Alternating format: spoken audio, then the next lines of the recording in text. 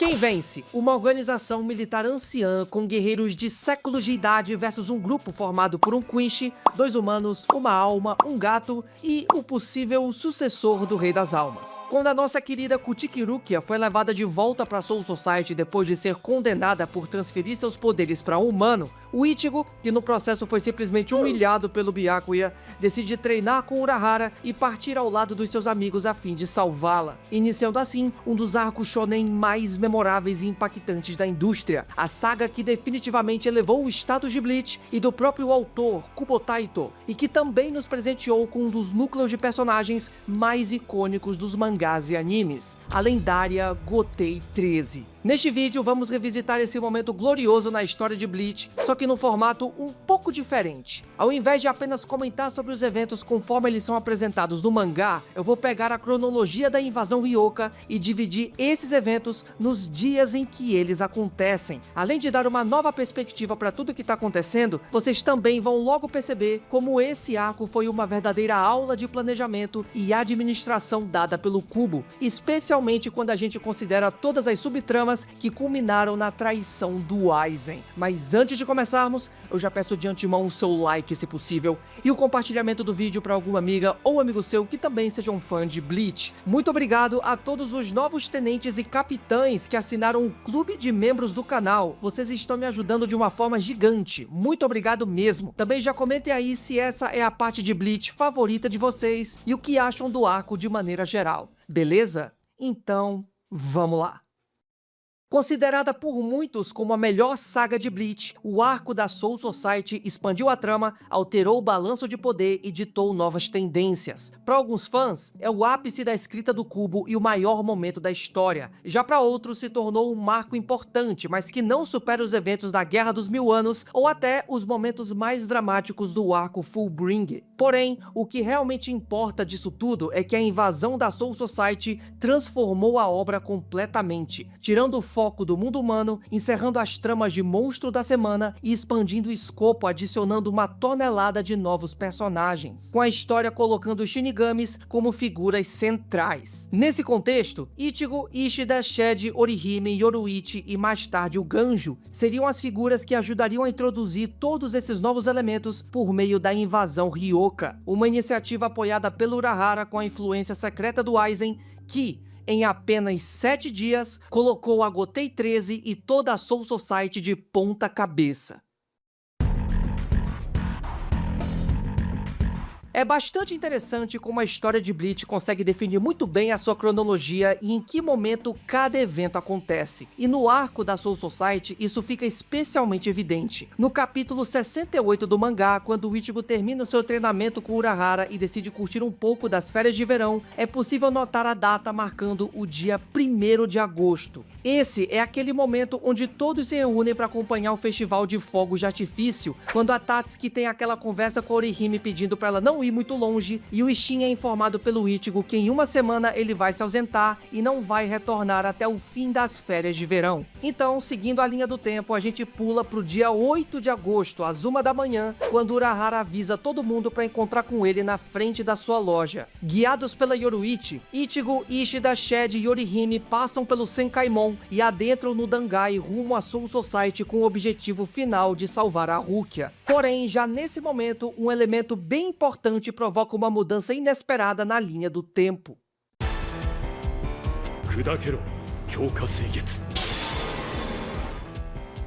De acordo com a explicação dada pela Yoruichi no capítulo 132 do mangá, o encontro com Kototsu no Dangai provocou uma distorção temporal que enviou o grupo 7 dias de volta no tempo. Ou seja, ao invés deles terem chegado na Soul Society no dia 8 de agosto, eles chegaram no dia 1º, o que teoricamente daria tempo de sobra para todos resgatarem a Rukia, se não fosse pelo fato que a sua data de execução seria antecipada para o dia 7. Então, seguindo a cronologia, Ichigo e os seus amigos amigos chegam na região oeste de Rukongai durante a manhã do dia 1º de agosto. Imediatamente a muralha Seirei-Reiki é baixada e o seu mineral passa a projetar ondas de energia que envolvem o Sereitei do céu ao subterrâneo, o Shakonmaku, isolando completamente a morada dos Shinigamis. Logo em seguida, o Didambo aparece bloqueando a entrada e forçando o Ichigo a ter um duelo com ele. Depois de perder a luta e reconhecer o valor do Shinigami, o guardião até abre o portão para os Ryoka passarem, mas o Gin aparece cortando seu braço fora e impedindo mais uma vez que os invasores adentrem no Sereitei. E aqui a gente já consegue notar outra característica bem legal, que é a noção da passagem de tempo por meio das ações dos personagens ou elementos do cenário, sem necessariamente ter uma caixinha de texto ou alguém para dizer quantas horas já se passaram. Ao longo do arco, isso fica mais e mais evidente, dando uma percepção cada vez melhor em que ponto do dia cada evento acontece. Nesse caso, temos a Orihime curando o braço do Didambo até o anoitecer e mais um icônico quadro da lua. O primeiro dia termina com todos se reunindo na casa de um velho ancião e sendo interrompidos pelo Ganjo, que cai na porrada com o Ichigo assim que percebe que ele é um Shinigami, com um embate entre os dois, terminando pontualmente às 9 horas da noite. O segundo dia começa com a Yoruichi guiando o Ichigo e seus amigos até a casa da Kukaku, que concordam em ajudá-los a entrar no Sereitei com a condição de enviar um dos seus homens junto com eles, no caso, o próprio Ganjo. Ao mesmo tempo, dentro do Sereitei, o Renji está escoltando a Rukia, que foi transferida da sua prisão no quartel da 6ª Divisão para sua nova cela dentro do Senzai-kyu, a grande torre branca que se liga diretamente ao local de execução na colina Sokyoko. E na ocasião, o tenente aproveita para contar baixinho para ela sobre a chegada do Ichigo no dia anterior. E a partir desse ponto, o Aizen já começa a mover os seus pauzinhos manipulando o Renji e colocando uma pulga atrás da orelha sobre as estranhas circunstâncias que envolvem a execução da Rukia. Tudo isso com o Gin acompanhando de perto. Em Rukongai, a Kukaku apresenta o seu enorme canhão que vai lançar os invasores sobre o Sereitei, e logo depois o grupo começa o seu treinamento com os orbes Reishukaku, responsáveis por concentrar energia espiritual e criar uma camada de proteção para que eles possam ultrapassar a barreira. Durante a tarde, os tenentes são reunidos numa sala especial para aguardar novas ordens, e dá pra gente saber que é no período da tarde porque a Momo relata que o Aizen agiu de forma estranha durante a manhã toda. E um detalhe é que eles ficam confinados nessa sala até a madrugada, quando soa o alarme de invasão. Em Rukongai, o treinamento com os orbes dura a tarde toda, já que a gente tem alguns quadros da Kukaku bebendo no pôr do sol e os amigos do Ichigo saindo para jantar, enquanto ele tenta com muita dificuldade canalizar a sua energia espiritual. Já no período da noite, a reunião de capitães acontece para questionar o Gin sobre as suas ações no dia anterior. E uma curiosidade é que tanto o interrogatório quanto a preparação para o lançamento do canhão demoram várias horas, se estendendo pela madrugada, já que dá para traçar a posição da lua ficando cada vez mais baixa no horizonte. A reunião de capitães é subitamente interrompida por um aviso precoce de intrusos dentro do Sereitei. Na saída, o Aizen troca algumas palavras com o Gin, dando a entender que o capitão da 3ª Divisão estaria por trás de tudo, incluindo o alarme de invasão que convenientemente encerrou seu interrogatório, já que naquele momento o canhão da Kukaku nem havia sido disparado ainda. Quem fica para trás e escuta tudo isso é o Hitsugaya, que começa a desconfiar do Gin. Enquanto isso, em Rukongai, a Kukaku faz os últimos preparativos e dispara o seu canhão, lançando Ichigo e os seus amigos sobre o Sereitei. No amanhecer do dia 3 de agosto, os Ryoka se chocam com o Shakonmaku, liberando uma onda de energia poderosa que atrai os olhares de inúmeros Shinigamis, incluindo de tenentes e capitães. O impacto é tão poderoso que os invasores conseguem ultrapassar a barreira, mas um vórtice de energia acaba separando o grupo e lançando cada um deles em pontos diferentes do Sereitei. E aqui as coisas ficam mais interessantes. Shed e Yoruichi acabam sozinhos, enquanto o restante termina dividido em duplas.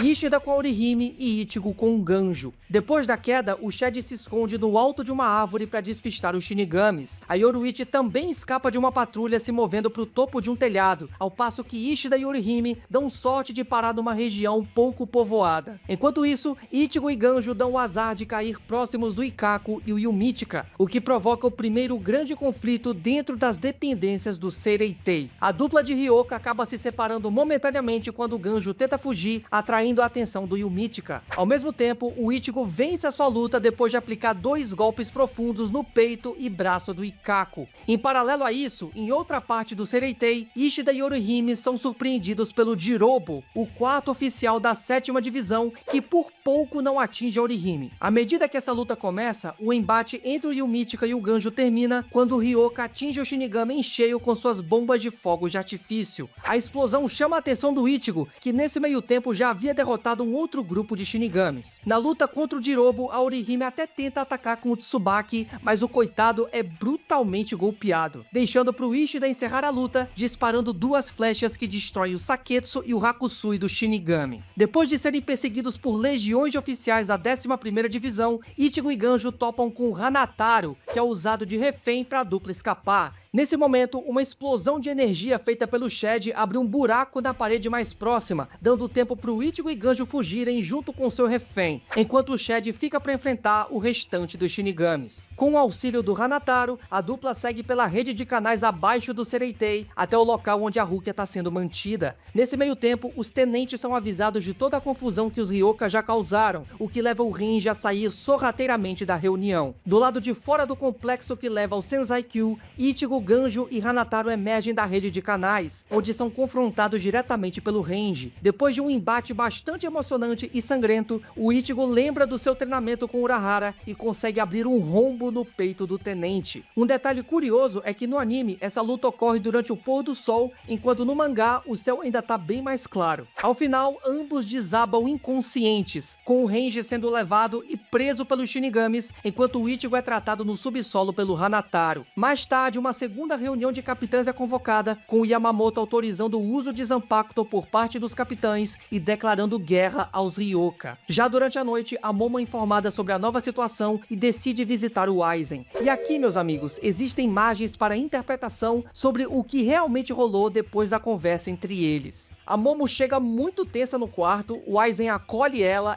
deita na cama e depois a cena é cortada e avançamos no tempo. Levando em consideração a forma íntima como ela tá vestida, o relacionamento extremamente próximo dos dois e a troca de diálogos, muitos acreditam que rolou uma pegação ali. E para deixar tudo isso ainda mais suspeito, o próprio Kubo, respondendo essa dúvida por meio do Club Outside, disse que prefere deixar essa pergunta sem uma resposta por ser mais divertido. Então, senhoras e senhores, acreditem no que quiserem.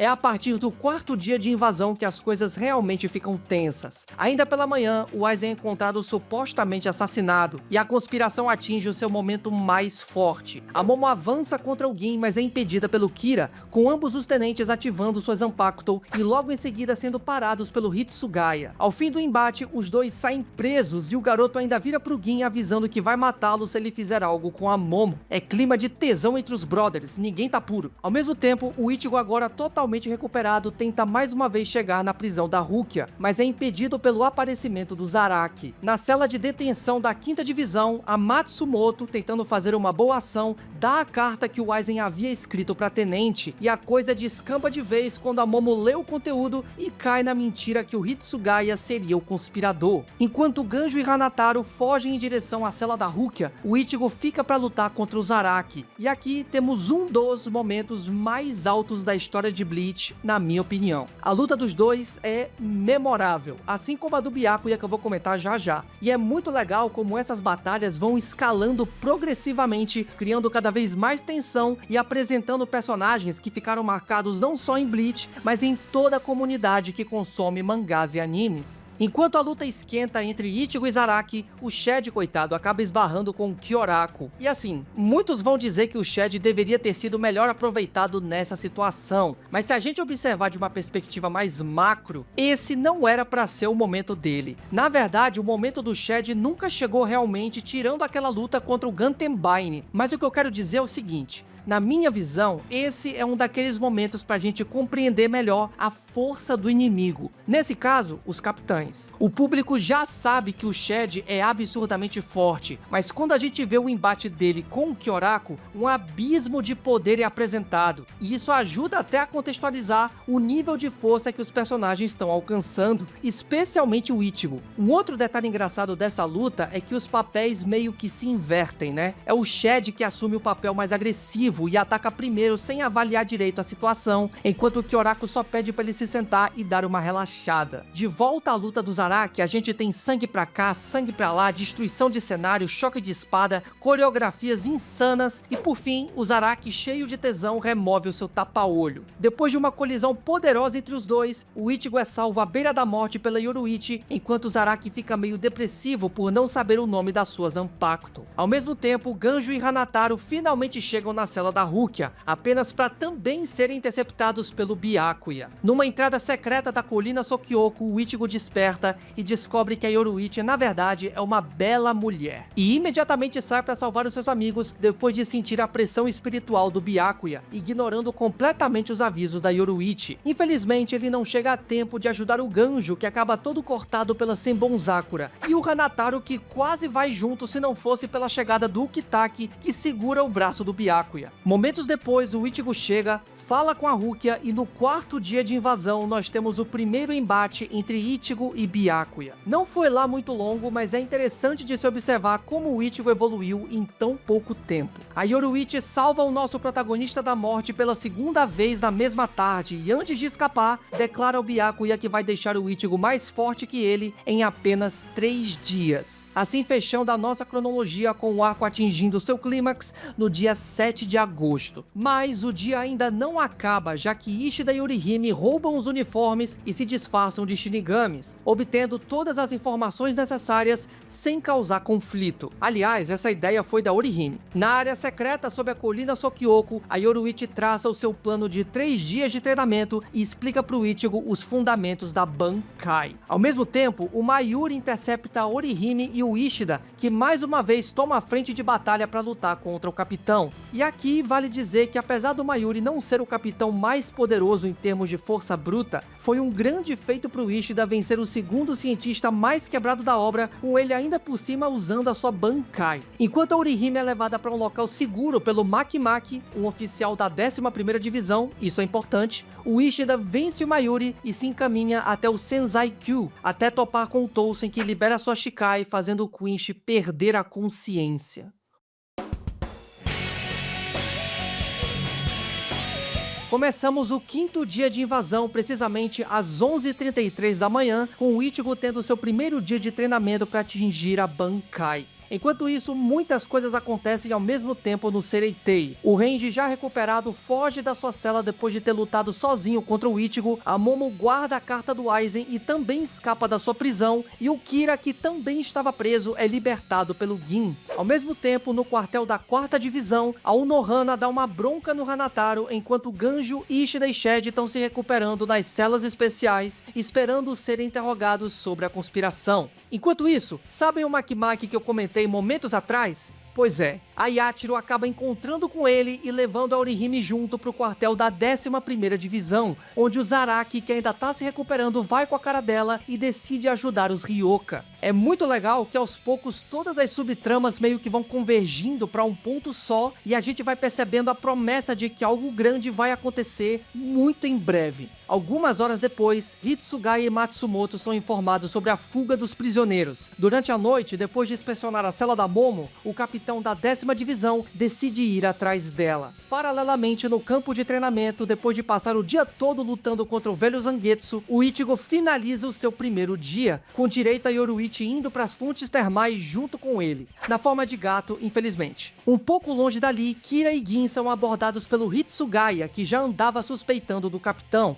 mas antes que os dois caíssem na porrada, a Momo aparece apontando sua espada pro Hitsugaya, o acusando de ter matado o Aizen para roubar o Sokyoku, seguindo o que foi escrito na carta endereçada a ela. Sem saber direito em quem acreditar, a Momo ataca o Hitsugaya, que por sua vez dá um chega pra lá nela para atacar o Gin. E aqui nós temos um rápido embate entre os dois prodígios da Soul Society. E olha que até onde a gente viu foi uma luta bastante equilibrada. No amanhecer do nosso sexto dia, a Matsumoto aparece para prestar apoio ao seu capitão, levando Gin e Kira a escaparem enquanto Hitsugaya carrega a Momo até uma sala de recuperação. Ao mesmo tempo, no Monte Sokyoku, a Yoruichi reflete sobre o progresso do Ichigo e questiona se deveria ou não estender mais o seu treinamento, sem saber que, naquele exato momento lá no Senzai-kyu, a Rukia era informada que a sua data de execução seria antecipada para o dia seguinte. Ou seja, em cerca de 29 horas, como informado pelas borboletas do inferno, toda a conspiração e o drama em volta disso chegariam ao fim. Algumas horas depois, o Renji descobre a câmara secreta de treinamento, informando a todos sobre a nova data de execução e arrumando um canto para finalizar o seu próprio treinamento da Bankai. Enquanto isso, o Ukitake não fica nem um pouco satisfeito com as últimas mudanças e decide tomar uma atitude para evitar que a Rukia, a sua subordinada, seja executada.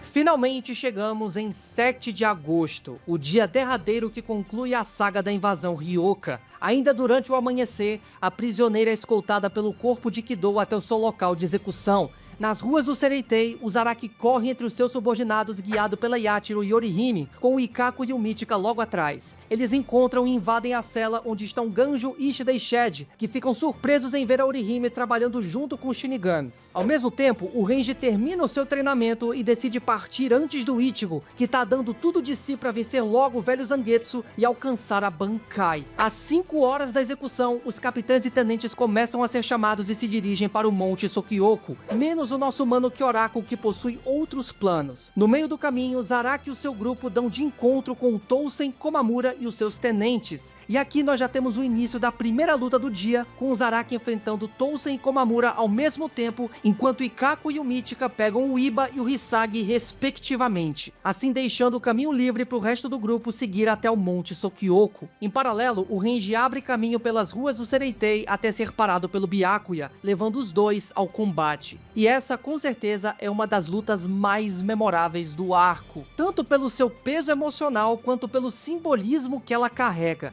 É muito interessante ver o Renji se superando, ativando a sua Bankai, tentando alcançar o Byakuya e mesmo assim perdendo no final. O capitão até reconhece o esforço, mas o confronto definitivo seria mais tarde contra o Ichigo. Enquanto isso, o Gin faz uma visitinha pra Rukia e aproveita para jogar com o psicológico dela, dizendo que poderia libertá-la. E por meio dessa brincadeira, ele desestabiliza completamente a personagem. Como a Rukia mesmo fala, naquele ponto ela já havia aceitado seu destino, ela já não tinha mais medo de morrer, mas as palavras do Gin ferraram com a cabeça dela, dando uma ponta de esperança. Essa cena em especial ganha muito mais peso quando a gente lembra das mensagens principais que a obra passa, principalmente no final da história. A superação do medo da morte, a coragem de dar o próximo passo e seguir em frente, tudo isso se conecta perfeitamente com os anseios e inseguranças da Rukia nesse momento. Voltando à luta do Zaraki, depois dele dar um golpe de judô no Komamura, o Tousen toma a frente e libera a sua Bankai, sendo esse um dos meus momentos favoritos do personagem, porque aqui a gente descobre que o Zaraki não é burro, ele usa da sua percepção e inteligência para vencer a Bankai que corta os sentidos. E no final, quando ele se deixa tomar o golpe para segurar o braço do Tousen, é bom demais. Depois de passarmos rapidamente pela luta do Hisagi e o Yumichika, onde temos um breve teaser sobre o real poder da sua Shikai, a gente segue para o Monte Sokyoku por volta de meio-dia, onde a cerimônia de execução finalmente começa. Ao mesmo tempo, a luta do Zaraki esquenta ainda mais quando Komamura se adianta protegendo o Tousen e ativando a sua Bankai. Enquanto a execução começa, Hitsugaya e Matsumoto vão a fundo atrás de desvendar a conspiração e se dirigem para o complexo da Central 46, ao passo que na sede da 13ª Divisão, o nosso mano Ukitake remove o último selo do escudo Shihoin, o artefato que será usado para destruir o Sokyoku. Em paralelo a tudo isso, Orihime, Ishida, Shed, Yachiro, Ganjo e Makimaki chegam nas dependências do Monte Sokyoku, ao passo que o Renji já começa a se recuperar dos ferimentos graças ao Hanataro. É muita coisa ao mesmo tempo, cê é louco. O ritual é finalizado e o Sokyoku é liberado à medida que a Rukia é suspensa até o topo do cadafalso. O pássaro de fogo se forma e se lança indo de encontro com a prisioneira. Mas seu voo é interrompido pela chegada dele, o homem, Ichigo Kurosaki.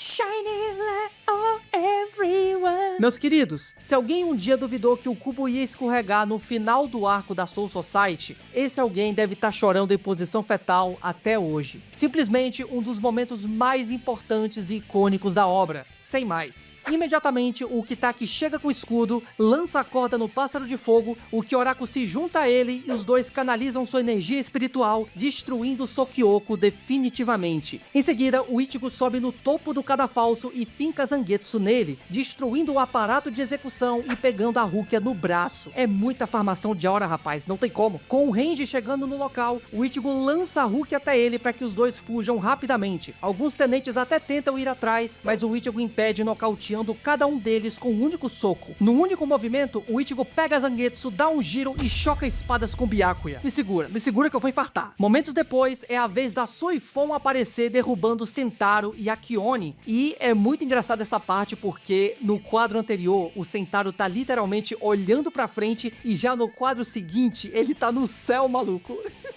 Que loucura! O Yamamoto também aparece na frente do Kitaki, mas o Kyoraku fala não, vamos cair fora que o bagulho vai ficar tenso. A coisa vai feder. A Yoruichi surge logo em seguida, lançando a Soifon pra fora do Monte Sokyoko e mais um embate se inicia, enquanto a Unohana utiliza a Minazuki pra resgatar todos os feridos. À medida que a luta entre a Soifon e a Yoruichi acontece naquela floresta próxima do local de execução, longe dali, o Kitaki e Kyoraku pensam que já haviam despistado o velho, mas o Yamamoto já tava lá de boaça, só esperando por eles. O cara é brabo. Enquanto algumas lutas começam, outras acabam, como a do Hisagi, que teve a sua energia espiritual drenada pela Shikai do Yumichika, e a do Zaraki depois que o Komamura saiu atrás do Yamamoto assim que o velho liberou a sua Ryujin Jaka. Kyoraku e o Kitaki liberam suas Zanpakuto para lutar contra o Capitão Comandante, ao passo que lá em Rukongai, um Didambo prontamente recuperado recebe a visita da Kukaku. De volta aos arredores do Monte Sokyoko, a Yoruichi termina humilhando a Soifon em matéria de habilidade, enquanto perto dali, Iba e Kaku param de lutar momentaneamente e começam a beber. Detalhe que eu já fui bem mais a fundo na luta da Soifon contra a Yoruichi no meu vídeo da Soifon, que eu vou deixar aí no card. No local de execução, o confronto entre Ichigo e Byakuya se intensifica, com o Ichigo finalmente revelando a sua Bankai.